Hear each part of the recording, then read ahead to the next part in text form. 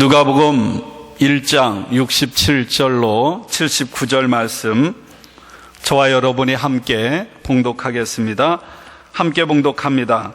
그 붙인 사가랴가 성령의 충만함을 받아 예언하여 이르되 찬송하리로다 주 이스라엘의 하나님이여 그 백성을 돌보사 속량하시며 우리를 위하여 구원의 뿔을 그 종 다윗의 집에 일으키셨으니 이것은 주께서 예로부터 거룩한 선지자의 입으로 말씀하신 바와 같이 우리 원수에게서와 우리를 미워하는 모든 자의 손에서 구원하시는 일이라.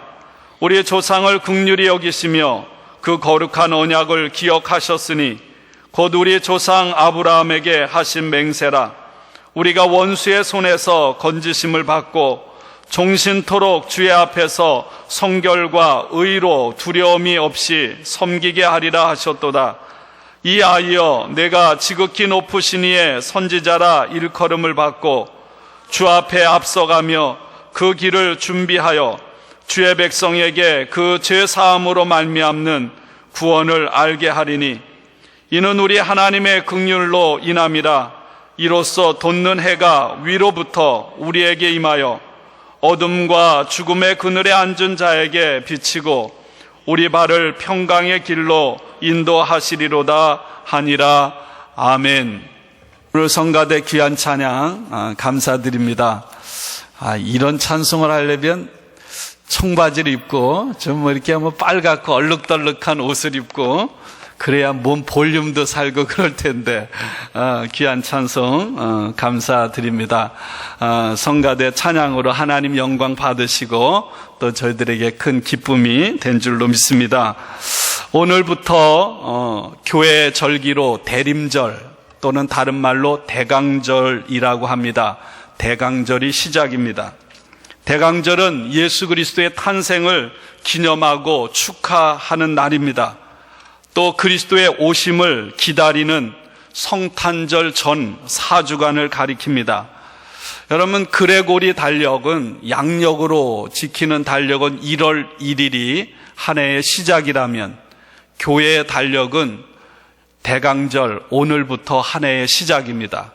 우리의 삶에 예수님의 오심을 기다리며 그리고 그 오신 주님을 모시고 한 해를 시작하는 것이 기독교 전통입니다. 예수님의 오심은 몇 가지의 의미를 담고 있습니다. 예수님의 2000년 전에 이 땅에 오신 날 성탄을 기념하고 축하하는 날입니다. 또 하나는 예수 그리스도의 다시 오심, 재림을 소망 중에 기다리는 날입니다. 또 한 가지를 든다면 예수님께서 부활하셔서 제자들 보는 앞에서 하늘로 올라가셨습니다. 그리고 예수님은 제자들에게 약속하셨습니다. 너희가 보는 데서 올라간 것 같이 머지않아 너희에게 다시 오리라. 그리고 주님께서 이렇게 말씀하셨죠. 나는 너희에게서 떠나가지만 내가 너희에게 성령을 보내주리라. 여러분, 오늘도 예수님께서 약속하신 성령님께서 저와 여러분의 마음속에 삶 속에 은혜로 오셔서 우리 가운데 임재하고 계심을 믿습니다. 그러므로 우리는 지금 내 안에 성령님께서 거룩한 당신의 전을 삼아서 우리 안에 살아계시는 그 주님으로 인해 기뻐하고 어떤 상황 속에서도 용기를 내고 주님의 말씀을 따라 사랑의 삶을 살아가는 것, 이것이 대림절에 우리 그리스도인들이 가져야 할 그런 마음가짐입니다. 여러분, 기다림이라고 하는 것은 언제나 설레입니다. 옛날 같으면 미국에 있던 사랑하는 식구들이 갔다가 돌아올 때, 요즘은 그게 너무 흔하지만 그 남편이 아니면 그 식구가 언제 오나 기다린다는 것은 설레임이고 흥분입니다. 또 한편 기다린다는 것은 어떤 사람에게는 아픔과 슬픔과 절망을 가져다 주기도 합니다.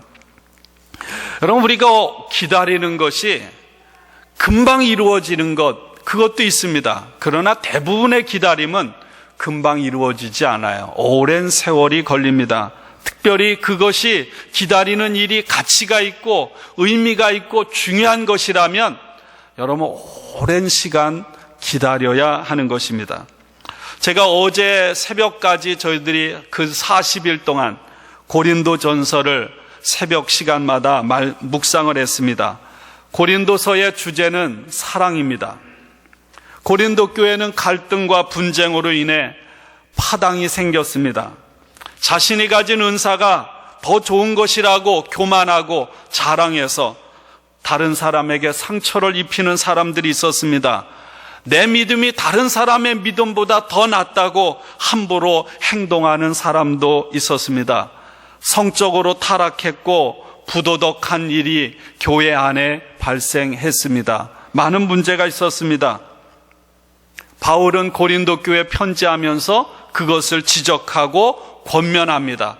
그러나 바울은 마지막에는 그 모든 문제들을 다 사랑으로 마무리 짓고 하나님의 사랑으로 고린도 교회의 모든 성도들을 덮어버리고 품었습니다. 저는 오늘 주일날 주님 앞에 서서 주님 저에게도 이 바울 사도의 마음을, 이 사랑을 허락해 주옵소서.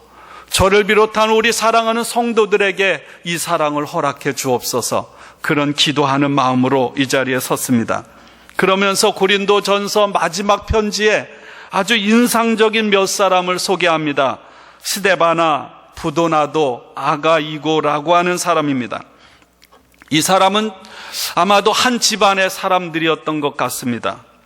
이 사람들이 한 일은 성도들의 부족함을 채워주고 또 바울과 고린도 교회 성도들의 마음을 시원하게 해 주었습니다. 다른 말로 말하면 사역자인 바울과 고린도 교회 모든 성도들의 마음에 생기를 불어넣어주고 활력을 불어넣어주고 기쁘게 하고 소망을 주는 사람이었다는 거예요. 걱정을 덜어주고 위로하고 용기를 주고 격려하는 삶을 이 세 사람이 살았습니다. 저는 주님의 이름으로 축복합니다. 저를 비롯한 우리 만나의 모든 성도들의 삶이 오늘 이 스데바나, 부도나도, 아가이고처럼 성도들의 부족함을 채워주고 사역자와 성도들을 기쁘게 하고 활력을 주고 마음을 시원케 하는, 더 나아가서 주인된 하나님의 마음을 시원케 해드리는 우리 모두가 되기를 주님의 이름으로 축복합니다. 교회에서는요, 서로 사랑하십시오. 인내하십시오. 서로에게 친절하십시오. 서로 용서하십시오. 이런 말을 끊임없이 전합니다. 끊임없이 듣습니다. 목회자는 쉬지 않고 이 말을 전합니다. 여러분이 10년, 20년, 30년 신앙생활에도 결국 듣는 이야기는 이거예요. 사랑하십시오. 친절하게 하십시오. 용서하십시오.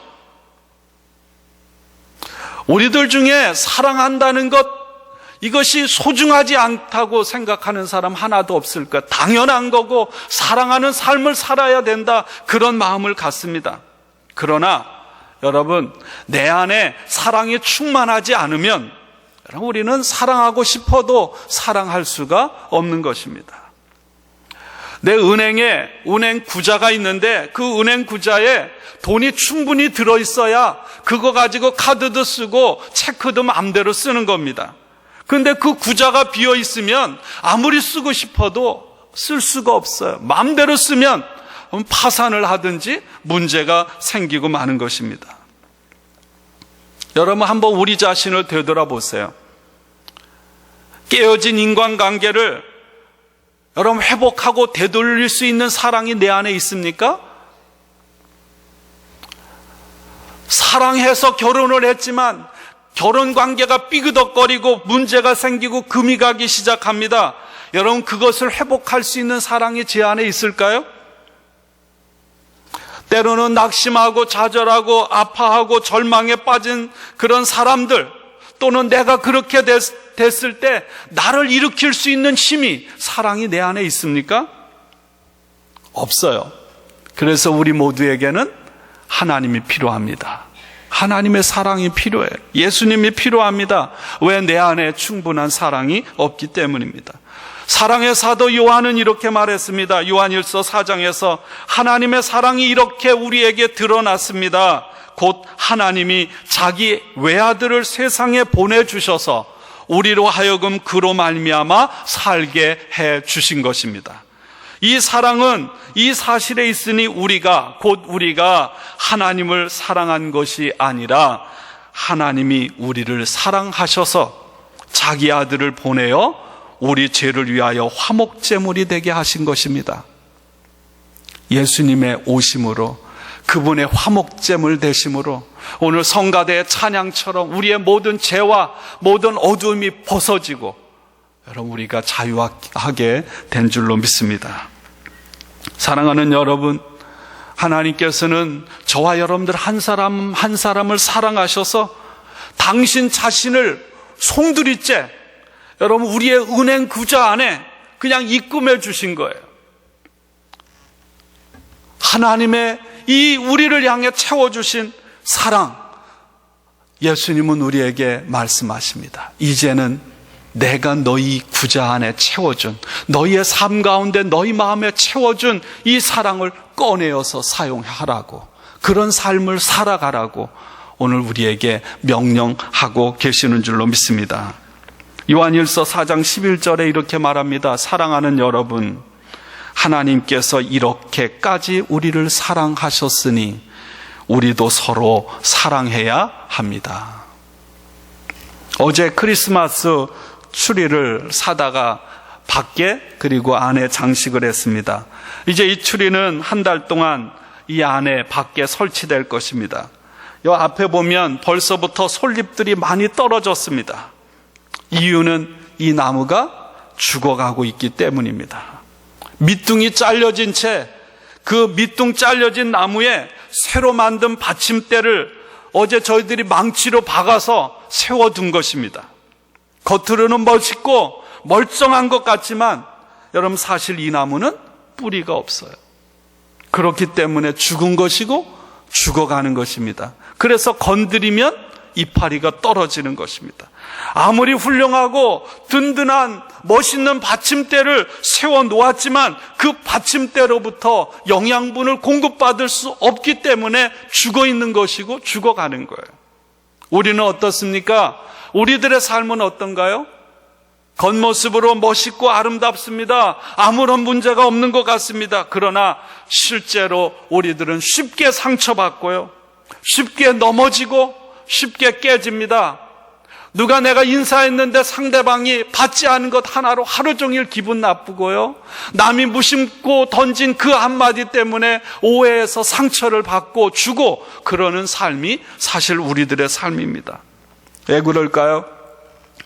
여러분, 온전한 땅에 뿌리를 내리지 못했기 때문에, 온전한 사랑에 우리의 삶의 뿌리를 내리지 못했기 때문에, 다른 곳에 내 감정에 내가 가진 것에 뿌리를 내렸기 때문에 우리는 쉽게 깨지고 상처받고 넘어지고 상처를 주고 그렇게 살아갑니다. 여러분, 어떻게 나에 대해서 이러쿵저러쿵 험담하는 사람을 사랑할 수 있겠어요? 어떻게 결혼 서약을 함부로 깨트린 남편, 아내를 여러분 사랑할 수 있습니까? 어떻게 만나면 가시 같고 때는 고슴도치 같고 함께 있고 싶지도 않고 보기도 싫은데 그 사람을 사랑할 수 있겠어요? 내가 어떻게 벌은 돈인데 나에게 물질적인 손해를 준 사람을 내가 어떻게 사랑할 수 있습니까? 처음에는 사랑했는데, 처음에는 죽고 못 살았는데, 처음에는 교회 와서 환영받고 사랑받았는데, 여러분 이제 상처와 아픔을 주는 사람이 있다면 어떻게 그것을 사랑하고 용납할 수가 있겠어요? 그것이 우리들의 문제요, 그것이 고린도 교회의 문제요, 그것이 세상 사람들의 문제입니다. 그런데 사랑하는 여러분, 하나님은 우리를 사랑하심을 믿습니다. 하나님은요, 인격적으로 온 힘을 다해서 열정적으로, 아니 당신의 목숨까지 내어 던지면서 저와 여러분을 사랑하십니다. 저와 여러분들을 사랑하셔서 당신의 온 삶을 송두리째 우리에게 보내주셨어요. 그것이 성탄인 줄로 믿습니다. 하나님은 변함없는 사랑으로 여전히 지금도 저와 여러분들을 사랑하세요. 너무 뻔한 얘기죠? 그러나 진리입니다. 오늘 우리가 그 사랑을 받아들이면, 우리 인생의 뿌리를 그 하나님의 사랑에 깊이 내리고 살아간다면, 하나님의 사랑이 저와 여러분의 삶을 가득 채움으로 인해서 그 사랑이 채워 넘쳐서 다른 사람에게 흘러가게 될 줄로 믿습니다. 여러분, 이스라엘 백성들은 한마디로 기다림의 삶의 사람들이었습니다. 여러분, 이스라엘 백성들은 궁극적으로 메시아를 기다려 왔습니다. 오늘도 유대인들은 메시아를 기다리고 있습니다. 우리들은 영적인 이스라엘, 아브라함의 믿음의 기업을 이어받은 영적인 이스라엘입니다. 여러분, 우리도 여전히 이 땅을 살아가는 한 우리는 기다리는 인생입니다. 기다림은 당장 눈앞에 현실로 이루어지지 않을 것처럼 보일 때도 있습니다. 또 많은 것은 내가 기다려도 이루어지지 않는 것들도 있습니다. 그러나 여러분, 포기하지 않고 끝까지 기다리는 사람은 결국 그 기다림을 얻게 될 줄로 믿습니다. 오늘 저희들이 함께 읽은 사가랴의 예수님의 탄생을 찬양하는 것, 2장에 보면 시몬과 안나가 주님의 탄생과 주님의 오심을 사모하고 기다린 것처럼 이렇게 끝까지 포기하지 않고 기다린 사람은 그들 눈으로 메시아이신 주님을 보았습니다. 성경에서 기다림의 삶을 살았던 많은 사람들이 있습니다. 노아도 있고요, 아브라함도 있고. 근데 오늘 함께 나눌 말씀, 기다림의 삶을 살았던 대표적인 신약의 사람 중에 하나, 사가랴 제사장을 통해서 함께 몇 가지 은혜를 나누려고 합니다. 역대상 24장에 보면 다윗 왕이 성전 건축을 하고자 열망했습니다. 그리고 준비를 했습니다. 그리고 성전을 건축하고 성전에서 일할, 사역할 레위 사람들을 분류를 했습니다. 많으니까 레위 사람들을 분류를 하되 24 반차를 따라서, 반차라는 말은 조라는 거예요. 1조, 2조, 3조 24조로 그렇게 구분을 해놨습니다.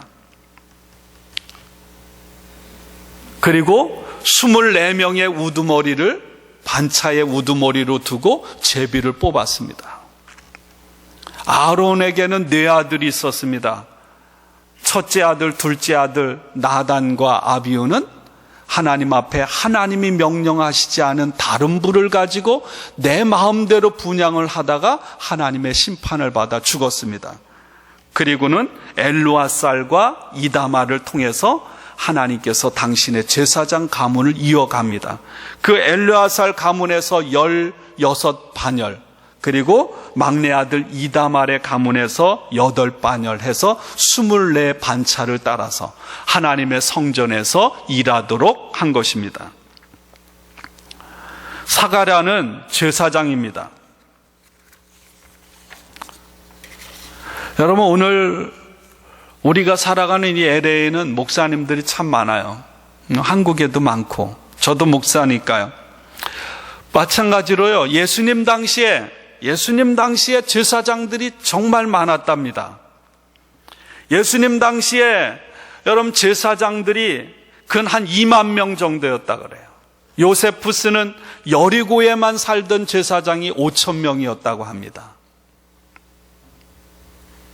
예루살렘 성전에서 아침 저녁으로 하루에 2번 정기적인 제사를 드렸습니다.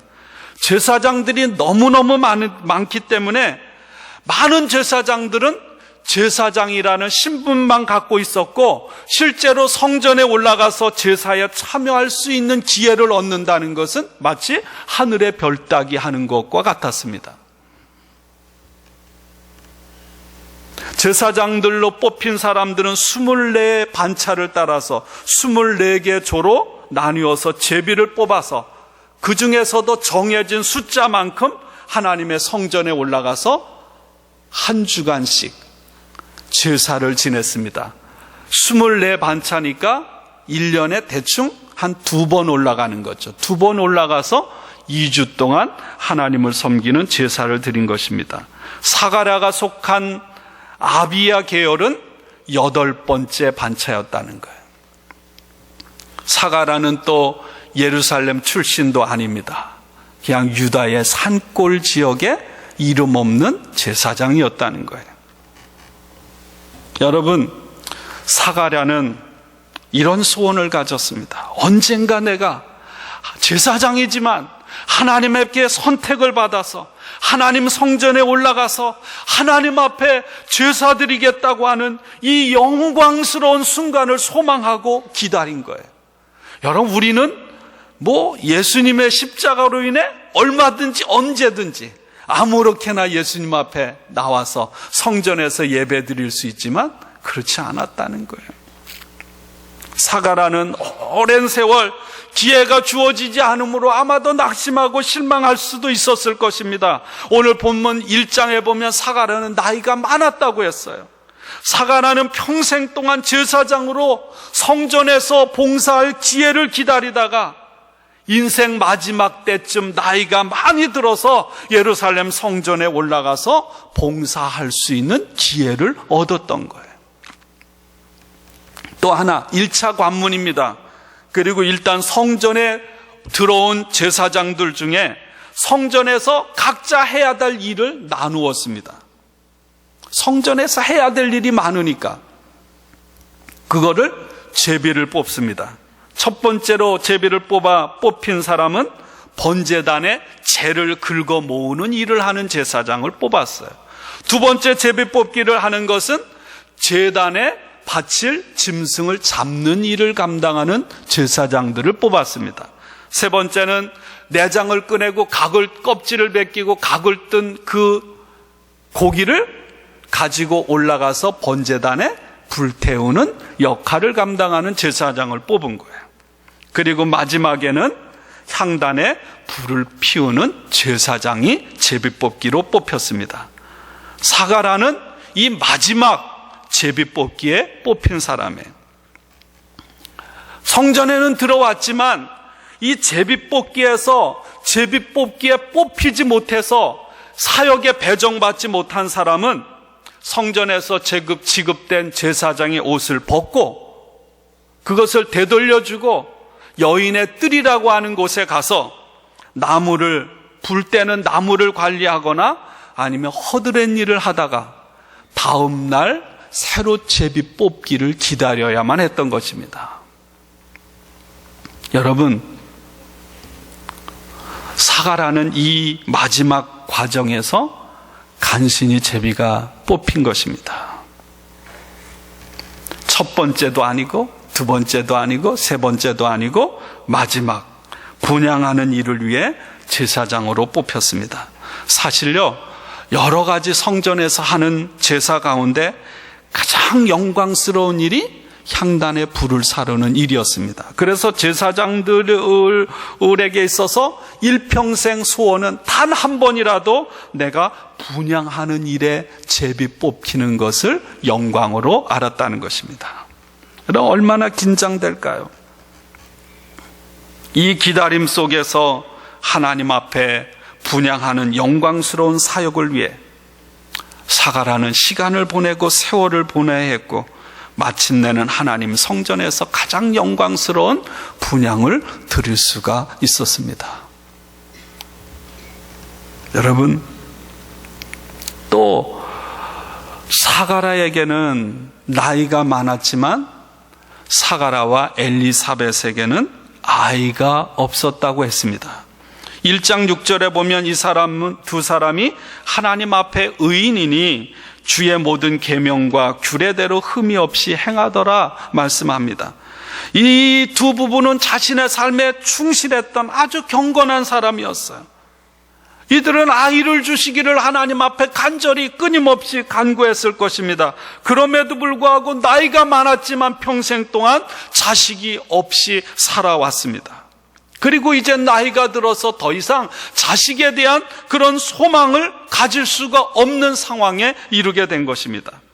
그런데 사가라가 이렇게 제비뽑기에서 성소에서 분향하는 가운데 천사 가브리엘을 만납니다. 천사 가브리엘이 사가라에게 나타나서 내가 아들을 낳을 거라는 거예요. 그 천사의 음성을 듣고 놀라서 무서워하는 이 사가라에게 가브리엘 천사가 말하죠. 아들을 낳을 것인데 그의 이름을 요한이라 하라. 그리고 이 요한을 통해서 하나님께서 장차 이루실 일들을 설명해 주셨습니다. 여러분, 요한, 존이라고 하는 뜻이 뭔지 알죠? 하나님께서 은혜를 베푸셨다. 하나님의 은혜가 머물러 있다, 이런 뜻입니다. 다른 말로 말하면 사가라 엘리사벳에게 준 이 아들은 이 부부에게 하나님께서 긍휼히 여겨서 베푸신 은혜입니다.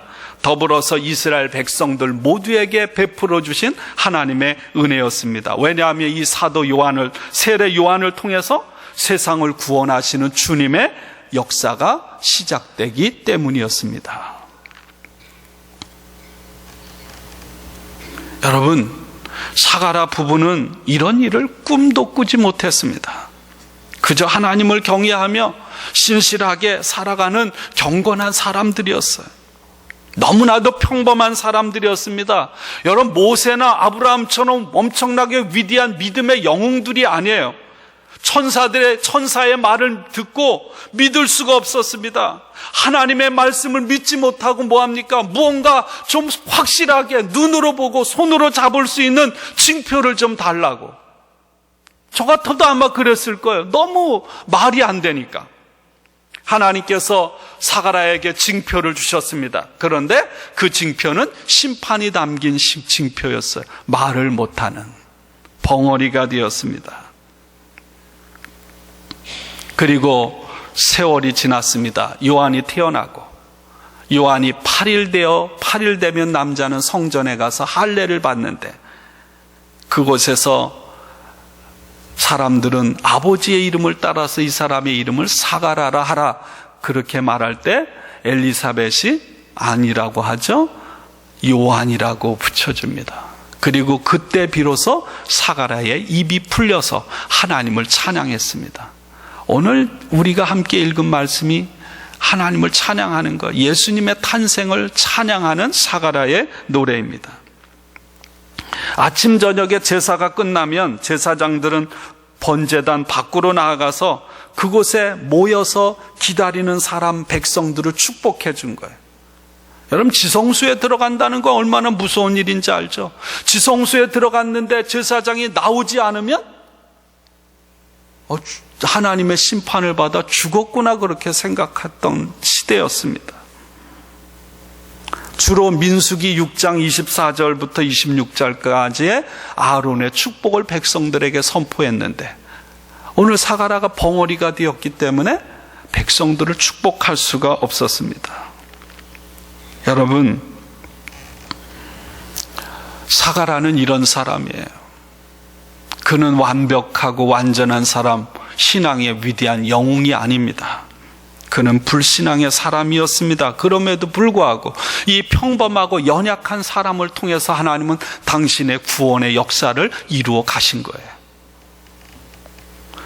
오늘 누가는요, 예수님의 탄생 이야기 앞에 예수님의 탄생과 똑같은 형태의 세례 요한의 탄생의 이야기를 앞에 배치해 놓고 있습니다. 왜 그럴까요?